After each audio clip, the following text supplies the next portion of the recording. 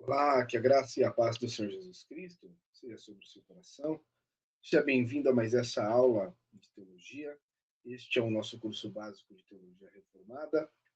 E na aula de hoje nós trabalharemos a quinta aula do segundo módulo, que é a onipresença de Deus. Nestas aulas nós temos trabalhado aí essa doutrina tão importante que é da teontologia, né? Trabalhando a teologia própria. E que Deus nos abençoe nessa aula para que sejamos edificados, tá? Para que consigamos, com essa aula, crescer na graça e no conhecimento do nosso Senhor Jesus Cristo. Bom, sem muitas delongas, lembrando que nas aulas passadas nós tratamos aí sobre a imutabilidade de Deus, tratamos desse assunto de tamanha importância, né? Falar sobre a imutabilidade de Deus, que nos traz a seguinte esperança, que o nosso Deus, ele não muda, ele continua o mesmo ontem, hoje e eternamente. Né? Nas outras aulas falamos um pouco sobre a onipresença, a eternidade melhor, depois falamos sobre também a aceidade de Deus, né? Então, todas essas aulas estão gravadas aí no nosso blog, e você que quer assistir terá a oportunidade de assistir estas aulas, tá? Bom, mas eu quero iniciar a aula de hoje, antes de eu ir para o texto bíblico, com uma pergunta muito simples, quase infantil até, né? E a pergunta se resume: aonde Deus está agora? Se nós vamos falar de onipresença, pensamos aonde Deus está neste exato momento. Está no céu?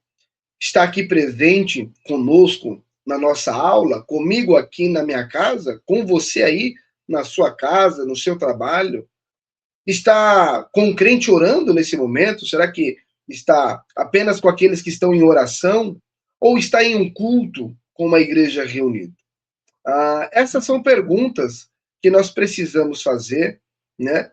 E que acaba, de certo modo, ultrapassar muito daquilo que a gente entende sobre a presença ou sobre como a nossa imaginação alcança essa ideia da presença de Deus, né? Como pode Deus estar em todo lugar ao mesmo tempo, sem divisão, sem intervalo, né? Como pode Deus estar presente em todo lugar, sem que parte alguma da criação de Deus fique fora desse alcance de sua presença? Então é importante nós refletirmos sobre isso, porque quando nós pensamos corretamente sobre a onipresença de Deus, aonde Deus está, essa é uma pergunta que a gente começa a compreender de forma melhor. E é justamente hoje nós queremos responder a questões tão interessantes como essa, que fala acerca da presença de Deus, né? Não apenas como uma ideia de opinião ou sentimento religioso, mas como a palavra de Deus aberta, olhando para a palavra de Deus e como a palavra de Deus, ela responde sobre a onipresença de Deus, aonde Deus está, né? Como que ele está? Então, quando nós olhamos para a presença de Deus, fazendo uma boa exegese do texto, uma exegese cuidadosa do texto bíblico, nós podemos, então, com a palavra de Deus, entender como a igreja também, né, ela pensou sobre isso. Olhando para a história da igreja, nós podemos pensar como essa reflexão que vem caminhando ao longo de vários séculos, a igreja cristã tem pensado sobre a onipresença de Deus. Então, o tema de hoje é acerca da onipresença de Deus, um dos chamados, né, dos atributos incomunicáveis, e isso é uma perfeição que pertence somente a Deus. Somente Deus pode estar presente, completamente presente, nada fica fora da sua presença, nenhuma criatura fica fora dessa presença, né? E então é importante nós entendermos que esse Deus grandioso, santo, é aquele que está presente em todos os lugares, sem que seja limitado por lugar algum. E aí eu quero convidar você, então, a pensar comigo a partir de um texto bíblico, que é o texto que nós vamos analisar, que está escrito no livro dos Salmos, que vai falar sobre a presença de Deus. Se você olhar comigo o texto bíblico de Salmos 139, você vai conseguir analisar aí a partir do verso 1, quando o salmista ele nos diz da seguinte maneira, né? Um salmo de Davi que diz assim: Senhor, tu me sondas e me conheces, sabes quando me assento e quando me levanto, e acompanhas os meus pensamentos, onde quer que eu esteja. Discernes a minha caminhada e a minha pousada, e está a par de todos os meus intentos. Porquanto a palavra ainda não chegou à minha língua, e tu, ó Eterno, já conheces completamente. Tu me envolves por trás e pela frente, e pões sobre mim a tua mão. Tal conhecimento é para mim demasiado maravilhoso, tão elevado que não posso compreender totalmente. E aqui ele faz um fechamento maravilhoso, dizendo assim: para onde eu poderia fugir do teu espírito? Para onde eu poderia correr e escapar da tua presença? E aí ele continua: se eu escalar o céu, aí está. Se me lançar sobre o leito da mais profunda sepultura, igualmente aí está. Se eu me possar das asas da alvorada e for morar nos confins do mar, também aí tua mão me conduz, tua destra me ampara. Então percebamos que falar sobre a onipresença de Deus nos traz uma esperança maravilhosa. Por quê? Porque, como nós analisamos aqui nos Salmos 139, nós percebemos que o salmista ele coloca uma série de situação que mostra aonde Deus está. E pelos Salmos, nós podemos descrever claramente que Deus está em todo lugar. Então é muito importante entendermos essa questão da onipresença de Deus. Bom, então guardem esse texto no seu coração, porque nós vamos voltar nele ali, tá bom? Diversas vezes ao longo da nossa aula.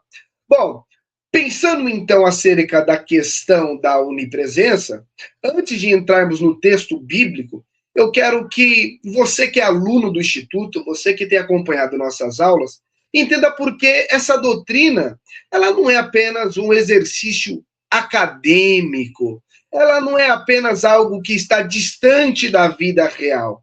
A onipresença de Deus não é um assunto apenas de sala de aula fechada. Negativo. Ela é talvez uma das doutrinas mais praticamente urgente da vida da igreja.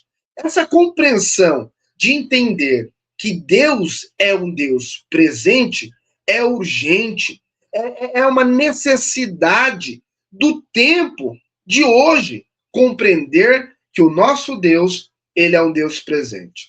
Veja bem, ao longo da história, a igreja cristã sempre precisou defender a sua fé acerca de erros que apareciam tentando distorcer as Sagradas Escrituras.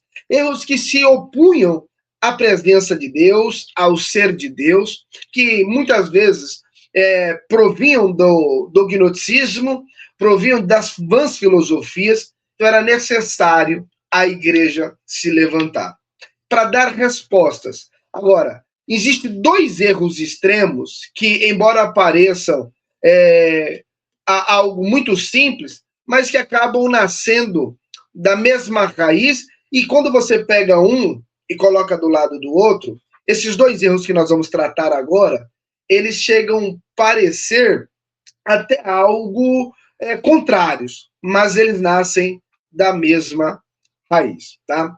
Bom, podemos falar então aqui sobre esses dois erros que a igreja precisou responder, e há uma necessidade de responder esses erros até os dias de hoje, tá? Porque quando eles são difundidos, falados, eles trazem um conceito errado acerca da presença de Deus, tá? O primeiro desses erros é aquele que expressa, mesmo que de forma parecendo ali inocente, ou talvez de uma forma sutil, é um Deus distante. Parece muito claro que hoje, na mente de muitas pessoas, Deus é um Deus distante. Então, vamos fazer uma colocação aqui e vamos colocar do lado direito esse primeiro erro. Deus, um Deus distante. Então, do lado direito, por assim dizer, está o erro que nós vamos entender como o erro do deísmo. O deísta acredita que existe um Deus. Sim, ele tem na mente dele que existe um Deus. Um Deus que criou o mundo, um Deus que deu corda no relógio do universo e deixou aí o universo viver de acordo à sua própria sorte. É isso que o deísta pensa. Em muito ponto, o deísta então vê Deus como um Deus que cria, dá corda nesse relógio e deixa o relógio embora. E se afasta. Então, isso é o que o deísta ele pensa. E isso acontece muito hoje. Tem muita gente que acredita que Deus deu corda e se afastou, deixando a criação seguir o seu próprio curso sozinha, sem interferência, sem cuidado, sem presença real. É um Deus que é arquiteto e se aposentou, se afastou. E olha, irmãos, esse não é um erro que apenas traz uma teoria filosófica aí do século XVII, não, viu? Não, do século XVIII. Ele vive dentro do coração de muitos cristãos hoje, de forma bem prática. Eu quero que você entenda que tem gente hoje que vive de forma prática dessa forma de pensar. Acha que Deus não se importa, que Deus se afastou. Então, ainda hoje, tem gente que vive dessa maneira. Quantos de nós mesmos, se nós pararmos para analisar, quantos de nós já não vivemos como se Deus estivesse ausente do nosso trabalho? Durante toda a semana, por exemplo. Como se ele estivesse presente no culto de domingo, mas distante na segunda-feira, distante pela manhã. Quando nós enfrentamos momentos difíceis, como a enfermidade, quando nós passamos por necessidade, na solidão de um quarto às 3 da manhã, muita gente tem a mentalidade de que Deus só está presente no ambiente de culto, na reunião, e que na segunda-feira, quando você sai para trabalhar, Deus se ausenta. E essa é uma ideia ruim, porque Deus está presente na segunda-feira. Muita gente tem uma ideia de culto que quando o culto finaliza e o pastor dá a bênção apostólica ali, ele faz o encerramento, muita gente tem a ideia de que Deus sobe para o céu e você vai para sua casa e a vida vai embora. Não, está errado. Não, não, não. Deus está presente. O mesmo Deus presente com você na igreja é o mesmo que vai presente no caminho da sua casa, que está com você dentro da sua casa. É o mesmo Deus que está presente quando você dorme. É o mesmo Deus que está presente quando você acorda. É o mesmo Deus que senta na mesa com você quando você partilha do seu pão. Então, Deus não vai embora no final do culto e você vai embora para sua casa e Deus retorna ao céu.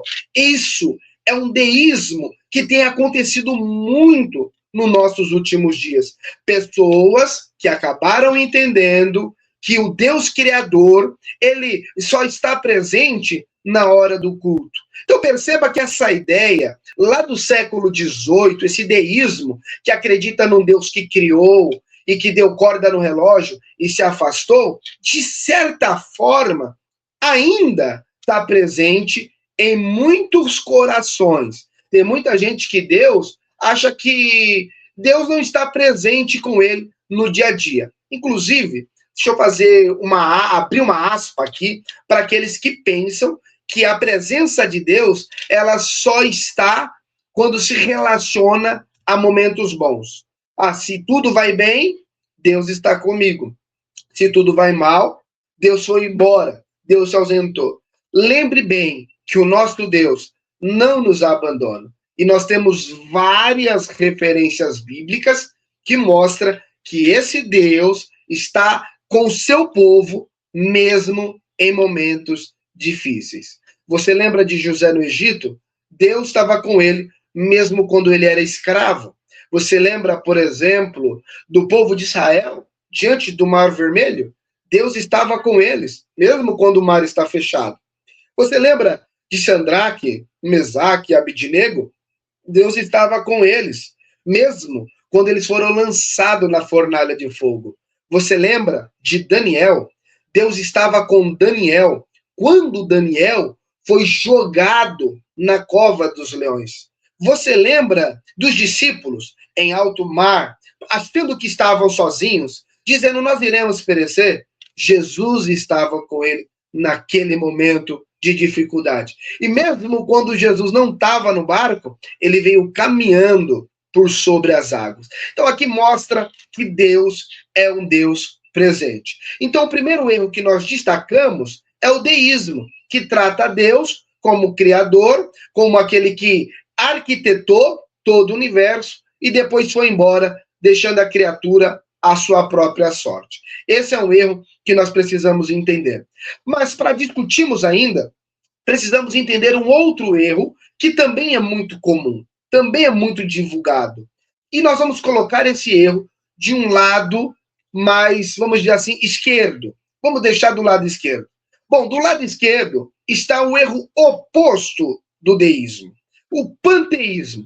As suas formas modernas, mais sutis, chamada de panteísmo, paneteísmo, aliás. Aqui, Deus não está ausente do mundo. Pelo contrário, Deus é o mundo. E tem muita gente que divulga dessa forma.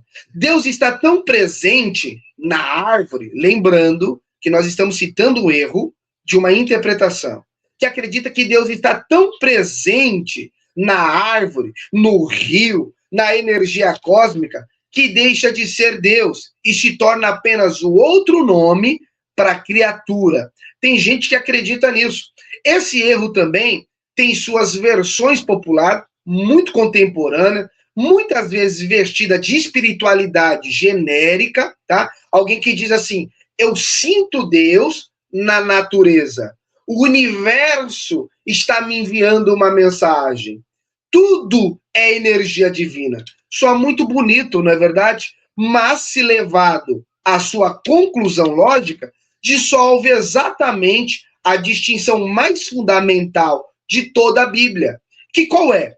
A distinção entre o Criador e a criatura. Esse erro chamado de panteísmo, ele reduz Deus à criatura. A criatura estendida. Imagina que cada ponto ligasse a uma parte e isso formasse um todo que se chama Deus.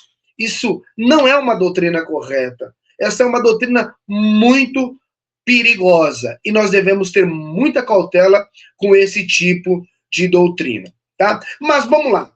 A gente podemos traçar um caminho estreito acerca da ortodoxia bíblica acerca desse assunto. Então, a doutrina da onipresença de Deus, quando ela é corretamente compreendida a partir das Sagradas Escrituras, nós podemos cortar esse nó com uma precisão cirúrgica muito grande. Por quê? A palavra de Deus, a própria Bíblia, ela deixa claro, e ao mesmo tempo, sem contradições, duas verdades muito importantes.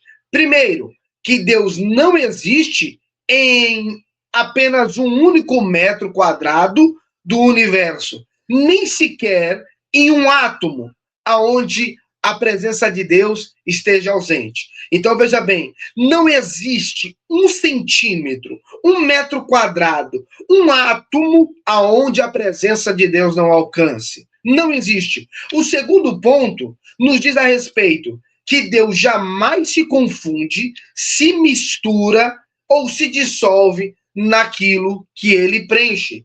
Deus preenche o ser humano, mas não é preenchido pelo ser humano. Por isso o panteísmo erra.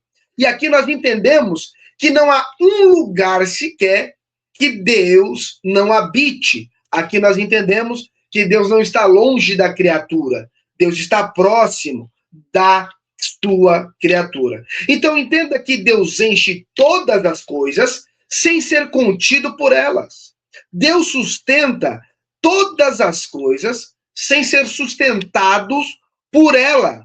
Guarde bem essa frase, porque ela é o coração de tudo que nós vamos desenvolver aqui hoje.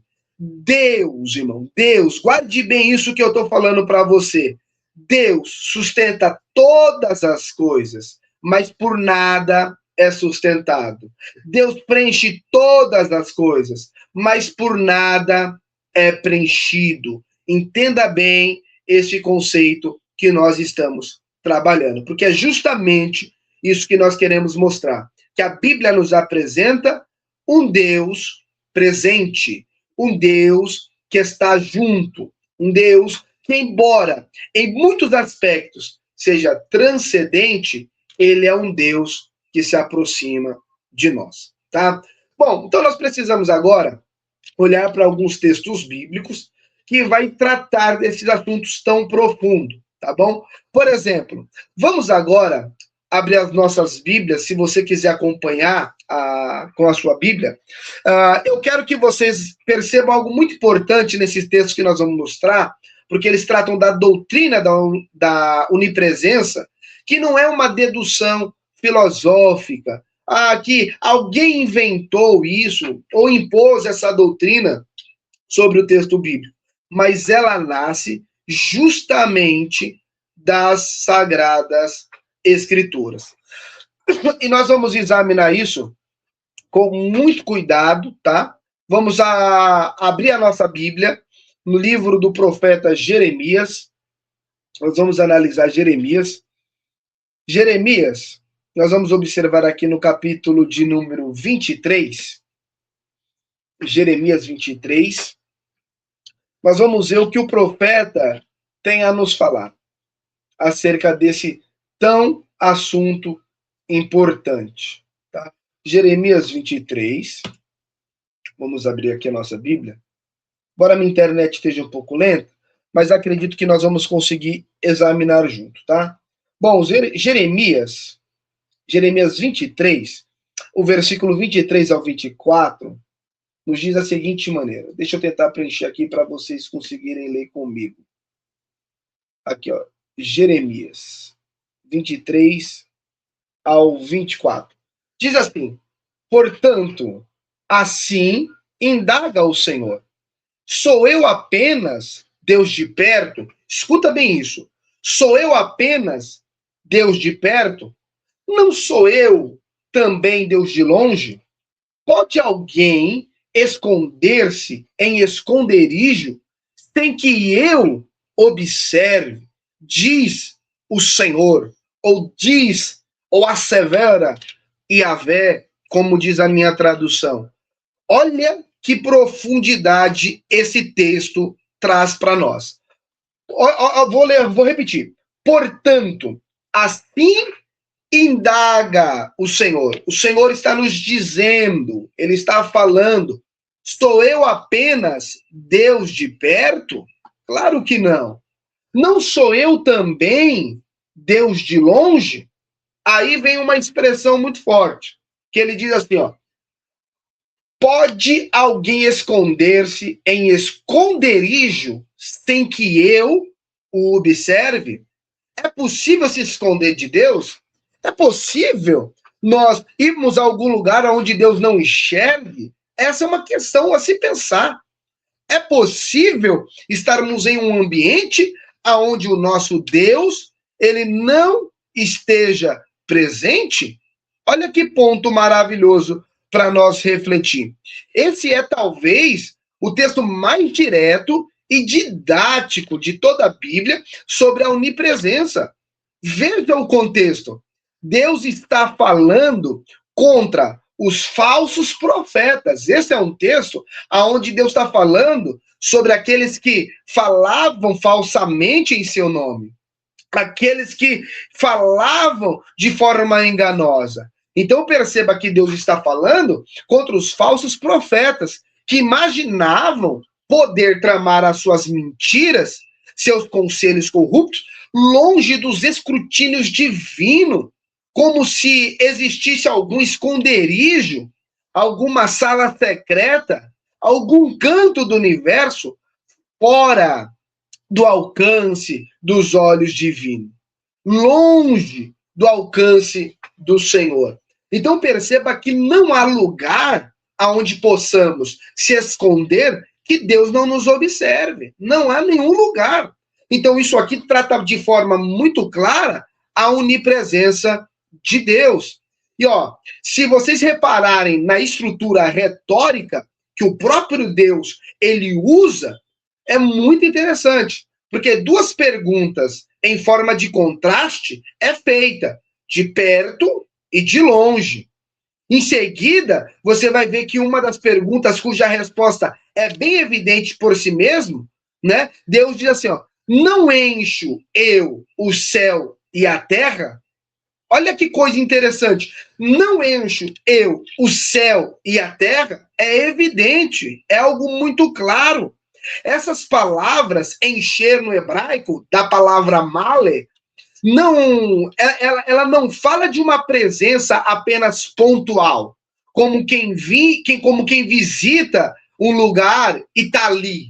Não, ela fala do preenchimento total, do preenchimento qualitativo, é de toda a extensão do cosmos, céus e terra, do maior ao menor, tudo preenchido pela presença do Senhor. Então perceba que o Senhor está em todo lugar. Se você tivesse ideia, se a igreja tivesse ideia, se muitos cristãos tivessem a ideia de que Deus está presente em todo lugar, muita gente evitaria o adultério. Por quê? Porque ele saberia que na hora que ele se deita para macular o seu casamento, os olhos de Deus estão lá. Se muitas pessoas tivessem a ideia da onipresença de Deus, elas não iriam enganar. Porque quando elas levantam-se em seu coração para pensar a maldade, elas perceberiam que Deus está lá. Se muitas pessoas tivessem a ideia, muitos jovens tivessem a ideia de que quando eles vão cometer suas relações sexuais ilícitas, Deus está lá, eles evitariam na hora, porque a presença de Deus, o conhecimento, a consciência, traria desespero. Deus está me vendo agora. É interessante que na nossa mentalidade, na nossa psicologia, na nossa psique, nós achamos que o importante é o amigo não ver, é o pastor não ver, é o vizinho não ver. Mas se nós tivéssemos a ideia de que existe alguém ao qual nós não podemos nos esconder, diante da presença de Deus não existe esconderijo seguro. Diante da presença de Deus não existe esconderijo secreto. Deus sabe aonde está o nosso esconderijo. Deus sabe aonde nós vamos. Deus sabe aonde nós estamos. Onde nós vamos e o que nós temos. Deus conhece toda a parte. Isso é importante. Se você repararem nisso, isso deveria trazer temor ao nosso coração. Então, nós podemos parar e dizer assim, talvez você já se pegou pensando mesmo sem dizer isso de uma forma consciente, que existe alguma área da nossa vida aonde Deus não está olhando tão de perto. Mas se você olhar para Jeremias, isso vai fechar essa porta. Deus sabe aonde estamos, aonde vamos, o que pensamos. Deus é conhecedor. Deus está presente. Deus não está presente apenas quando você está no culto. Deus está presente nas áreas secretas da sua vida. Isso é algo que nós precisamos pensar urgentemente. É algo que nós precisamos pensar. Quando você olha também para os Salmos, ao qual nós lemos, os Salmos 139, e nós vamos voltar lá no Salmo 139, para podermos fazer uma reflexão, nós vamos entender a importância que esse salmo traz, porque é uma das mais belas meditações poética acerca da onipresença de Deus. Então, quando nós olhamos para o Salmo 139, é uma meditação bela, expressa algo belo sobre a onipresença de Deus. Se você acompanhar comigo, nós vamos então ver aqui o que o Salmo 139 tem a nos dizer. Nós já tratamos deste salmo como o texto base da nossa aula. Bom, mas quando nós olhamos para essa bela poesia, essa bela meditação que trata acerca desse tema, diz assim: para onde me irei do teu espírito? Pense comigo. Para onde me irei do teu espírito? Ou para onde fugirei da tua face? Perceba que a face de Deus está em todos os lugares. Quando o texto nos diz para onde fugirei do teu espírito, não está falando de uma presença apenas como o panteísmo coloca, uma presença ligada em cada criatura, esticada. Não, está dizendo de um ser pessoal. Para onde mirei do teu espírito? Ou para onde fugirei da tua face? Isso expressa claramente que alguém está diante de você, que alguém está te vendo. Mas o texto continua e diz assim: se subir aos céus. Olha que coisa interessante. Se subir aos céus, o Senhor sabe aonde eu estou. O Senhor conhece. Desculpa, o Senhor me vê. Olha que coisa interessante. Se fizer. Opa, desculpa. Na minha, a minha ida à sepultura. Deixa eu só tomar um pouco d'água.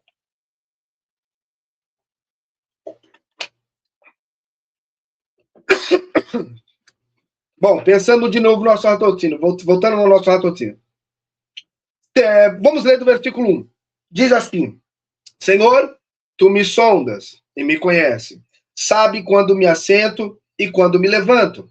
E me acompanhas. O meu pensamento, aonde quer que eu esteja.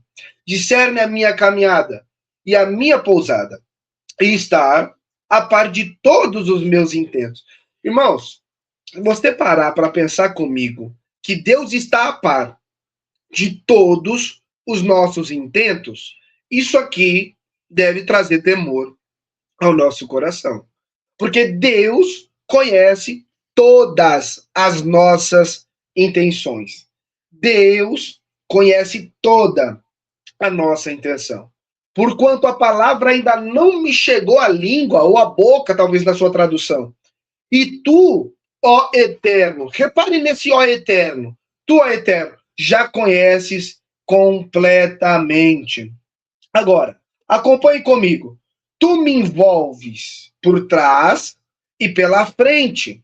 Significa que Deus está vendo você de todos os ângulos, de todos os lados. Não há como fugir disso. Aí ele diz: e põe sobre mim a tua mão. Tal conhecimento é para mim demasiadamente maravilhoso, tão elevado que eu não posso compreender totalmente. Para onde poderia eu fugir do teu espírito? Para onde poderia correr e escapar da tua presença. Meu caro aluno, meu caro irmão, entenda uma coisa. Não há lugar aonde possamos ir que a presença de Deus não está lá. Não há lugar seguro aonde vamos que Deus não esteja nos vendo. Agora, já lemos esse texto na abertura. Agora que olhamos para a técnica literária que o salmista usa, porque entender a técnica que ele usa aqui nos ajuda a sentir o peso teológico desse texto. Então, reparem uma coisa comigo aqui, ó. O salmista utiliza o que os estudiosos chamam de merismo. O que será esse merismo? Merismo é uma figura de linguagem que descreve uma totalidade, citando os seus extremos opostos. Por exemplo, céu e sepultura. Aqui ele está dizendo que desde o céu até o mais profundo onde o homem vai, Deus está vendo. Então perceba que o salmista utiliza essa linguagem que descreve uma totalidade dos seus extremos opostos. Céu e Sheol. Isto é a verticalidade do ponto mais alto ao ponto mais baixo concebível. Ele usa ainda as asas da alva ou da alvorada. E aí ele trata aqui do seguinte: o extremo leste, onde o sol nasce, e aí ele vai a extremidades do mar, o extremo oeste, isto é, o horizonte. Ele trata de todo esse horizonte, ou seja, de cima a baixo, Deus está presente. De um lado ao outro, Deus está presente. Isso é maravilhoso. De uma ponta a outra, Deus está nos vendo. Louvado seja Deus por isso. Porque isso não traz só uma ideia de medo, de juízo, traz de segurança também. O nosso Deus está conosco em todos os momentos, em todas as áreas de nossa vida. Então, isso é algo muito profundo. Isso é algo muito maravilhoso para nós, tá? Bom, em outras palavras, o salmista está dizendo, com toda a força da poesia hebraica, que não existe direção, não existe altura, não existe profundidade, não existe distância que retire uma pessoa da presença de Deus. Isso não é importante? Não há nada que retire a nossa vida da presença de Deus. Ele esgota todas as categorias espaciais possíveis. Então ele acaba, ele esgota. Não tem aonde você ir que Deus não esteja presente. Então ele trata isso para demonstrar que nenhuma desses lugares ou nenhuma dessas categorias espaciais podem escapar da presença do nosso Deus. Deus está em todo lugar. Há um detalhe também muito precioso que nós não podemos deixar passar desapercebido. Perceba o seguinte: o Salmo identifica a face de Deus. Olha só, a face de Deus. Eu até falei um pouquinho agora sobre isso. A presença pessoal, relacional de Deus, com a atuação do seu Espírito. Olha, já ali no Antigo Testamento há um vislumbre muito grande daquilo que a revelação plena da própria Trindade vai esclarecer. A presença de Deus não é uma força impessoal espalhada pelo espaço como um gás que se espalha e está presente. Não, é a presença pessoal do Deus vivo mediante, ou mediada, melhor falando, pelo seu Espírito. Louvado seja Deus por isso, né? Então, perceba que o nosso Deus, ele é de fato um Deus presente. Ele está presente em todos os lugares, com a sua presença, e isso deve nos alegrar. Então, quando falamos de onipresença, é muito mais do que apenas dizer assim, ó, Deus está presente de forma como se fosse uma visita, lembra? Não, é literal. Deus está preenchendo todo lugar. Então, se nós tivéssemos esta consciência de que Deus ele está presente em todo lugar, o nosso coração, com certeza, vai se voltar com mais seriedade à presença do nosso Deus. Um outro texto que eu quero chamar você a meditar comigo é o texto de 1 Reis. É o texto de 1 Reis, aonde nós vamos ver sobre a presença de Deus, né, acerca de locais físicos. Aqui nós vamos tratar, né, em 1 Reis 8. Deixa eu só abrir a minha Bíblia aqui com vocês, 1 Reis. 1 Reis 8, 27. Nós vamos perceber o que Salomão ele vai falar acerca da presença de Deus. E esse texto, ele é fascinante porque nos protege de um erro muito comum, o de reduzir a presença de Deus a um lugar físico específico. Então, acompanhe comigo aqui, ó, 1 Reis 8 e o versículo 27.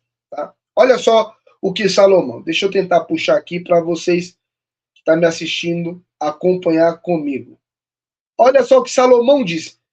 Ele diz assim, ó, mas será que Deus pode habitar de fato na terra com os seres humanos?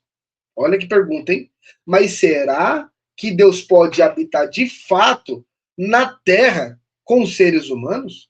Os céus, mesmo os mais longínquos, não pode circunscrever-te incomparavelmente, menos esta casa que construí.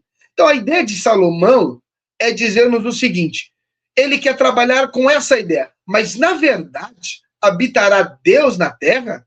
Eis que os céus e até os céus dos céus não podem te conter, quanto menos esta casa que eu edifiquei. Então, esse texto, que de forma fascinante nos abre os olhos, olha só, Salomão tinha feito o templo, né? E ele está dizendo, o Senhor que habita nos céus, que é poderoso, e os céus dos céus já não te comporta, quanto mais essa pequena casa. Então, Salomão aqui, ele acaba de construir o templo mais glorioso que Israel já viu. E no momento da dedicação, ao invés de se orgulhar da obra, ele faz uma pergunta, e é a pergunta certa. Ele diz da seguinte maneira, será que os céus, olha só, será que os céus, e nem sequer os céus dos céus, a mais alta extensão concebível do universo criado, conseguem te conter, Deus? E a resposta é evidentemente não. Se o céu, e é o céu dos céus, existe, mas ainda assim é criado por Deus. Agora, veja bem, isso não significa que Deus estivesse ausente daquilo que Salomão acabara de edificar do templo, mas significava que a presença de Deus no templo era uma presença especial. Olha que coisa interessante. Hoje a gente sempre tem esse debate do pessoal que fica assim, eu não vou na igreja, eu não vou no templo, porque Deus não habita em templo. É claro que Deus não habita em templo, mas ali há uma reunião do povo de Deus. E essa reunião, essa presença, é o que nós chamamos de uma presença especial. Olha que coisa interessante. Por que especial? Porque ali é uma presença não só de estar presente, mas de relação. É relacional. É acerca da aliança de Deus com o seu povo. Diferente de sua presença ontológica, essencial, que já preenche céus e terra ao mesmo tempo de existir, ao mesmo tempo de existir uma pedra, né, daquele edifício. Então, veja bem, é a mesma distinção que Estevão vai retomar séculos depois, em Atos capítulo 17, ao confrontar aqueles que reduziam Deus a um edifício de pedra. Então, muita gente tinha aquela ideia de fazer o quê? De falar assim, eu vou na igreja porque Deus está na igreja. Eu vou no templo porque Deus está no templo. Porém, se esqueciam que Deus, desculpa, não habita em templos feitos por mãos humanas. O que nós queremos dizer com isso? Que aquele templo, ele não é toda a habitação de Deus, que Deus está somente ali. Muito pelo contrário. O fato de Deus estar presente, tanto no templo quanto numa casa, é o que nós chamamos de presença especial, relacional. Deus está ali para se relacionar com o seu povo. Deus não está ali porque ali é a casa dele, no sentido de, vem aqui porque eu fico aqui. Não, ele está ali porque o povo dele se reúne ali. Diferentemente de Deus presente ontologicamente, sustentando toda a criação, toda a criatura com a sua presença ontológica, onde nada foge da sua presença. Então nós precisamos deixar isso muito claro, tá bom? Então, eu quero dizer com isso é que quando nós olhamos mesmo para textos como esse de 1 Reis capítulo 8, nós temos que tomar esse cuidado para não reduzir a presença de Deus apenas a um local. Deus está presente em todos os locais. Mas por que falamos Deus está presente na igreja? Ali é o aspecto da relação. É um modo relacional, tá ok? Bom, um outro texto que eu quero convidar você a meditar comigo vai ser o texto em Atos dos Apóstolos, Atos dos Apóstolos. Nós vamos meditar então aqui. Isso aqui falando, pessoal, que nós estamos tratando da onipresença de Deus. Perceba que não é um assunto curto. Aqui nós estamos nesta aula e nós não vamos conseguir desbravar esse assunto inteiro ainda, né? Não vamos de forma alguma. Esse assunto tem muito a ser falado e é importante. Se muita gente tivesse essa ideia, essa consciência de Deus presente, né, seria bem diferente. Pode ter certeza, a forma de viver, a forma de se conduzir. Por exemplo, se nós tivermos a consciência de que Deus está agora aqui conosco, isso nos traria grande temor perante o Senhor. Bom, vamos ler aqui Atos 17, nós vamos ler então o versículo 24 e o versículo 28. Eu vou marcar aqui, como o meu texto ele é corrido, para vocês verem de forma mais clara. Vamos lá.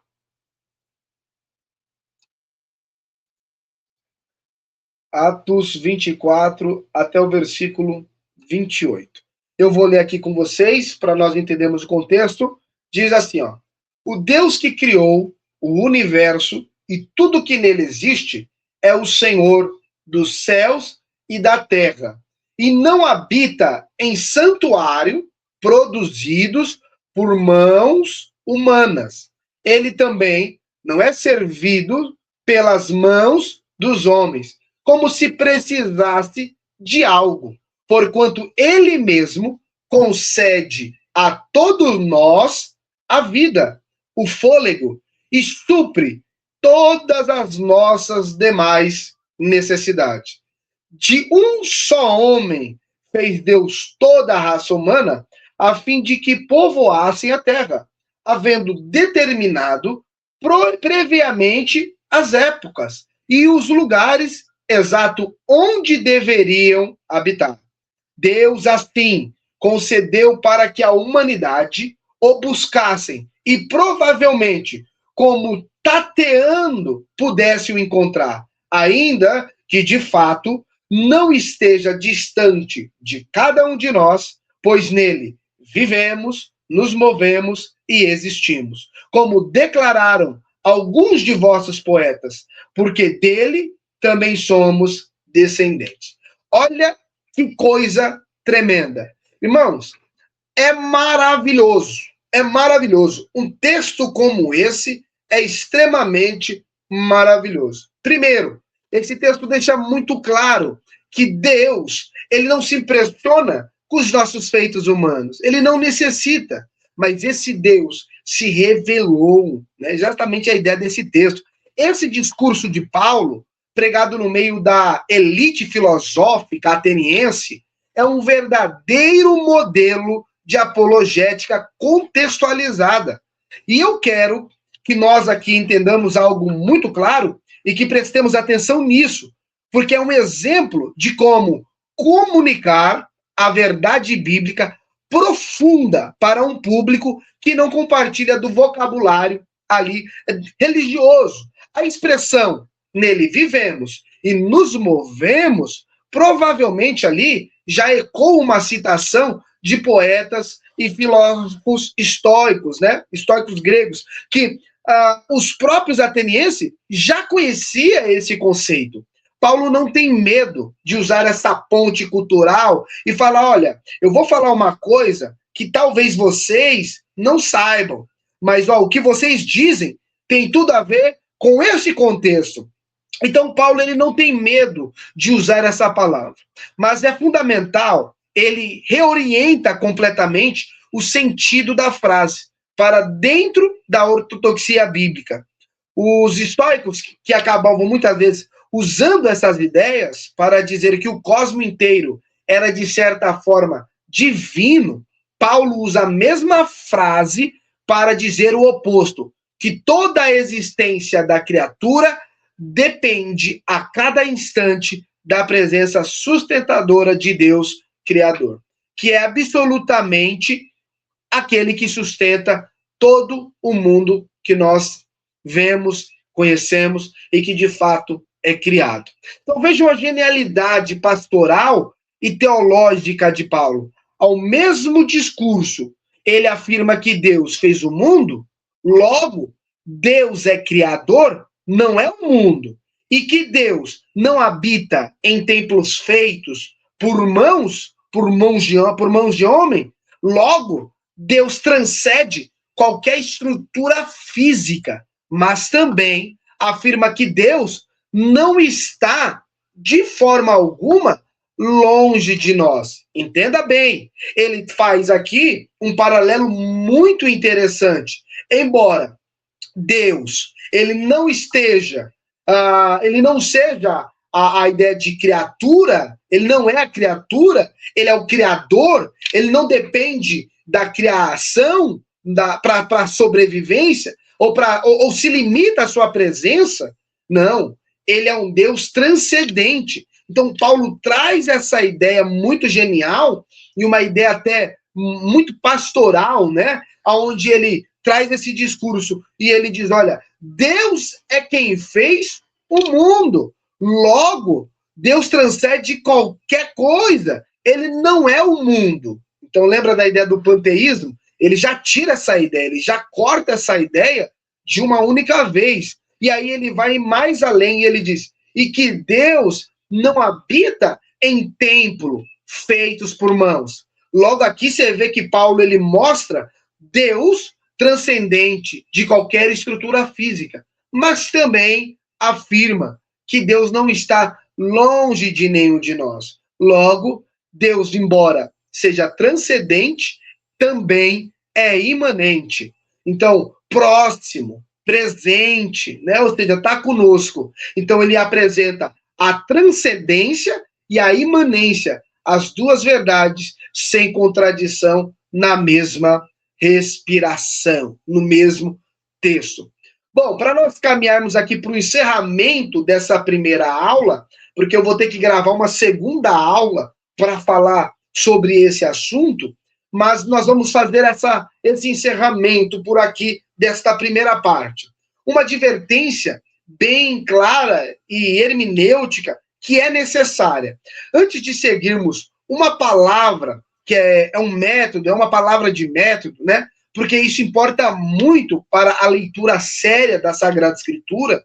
Existem textos que falam de Deus vindo, afastando-se, né, habitando de modo especial em algum lugar, como nós podemos pensar em Gênesis 3:8, quando Adão e Eva se escondem da presença de Deus, ou Mateus 28, o versículo 20, quando Jesus promete estar conosco todos os dias. Nós devemos entender uma outra questão.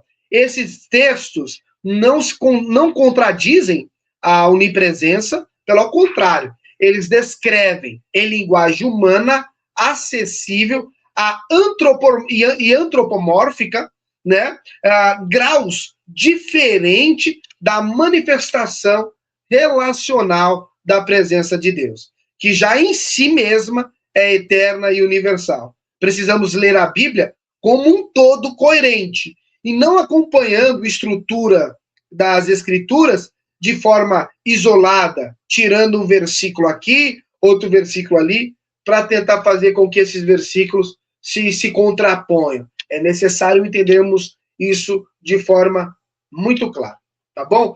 Bom, meus irmãos, vamos deixar para a segunda aula, já bateu 1 hora aqui, então para não ficar muito extenso, nós vamos encerrar essa aula, tá? E vamos tratar da continuidade desse assunto, desenvolvendo, pensando na doutrina com desenvolvimento sistemático, mais claro, tá? Então, na segunda parte, nós iremos tratar do desenvolvimento sistemático da doutrina da onipresença de Deus. Que Deus abençoe você. Até a próxima aula, se assim o nosso Deus nos permitir.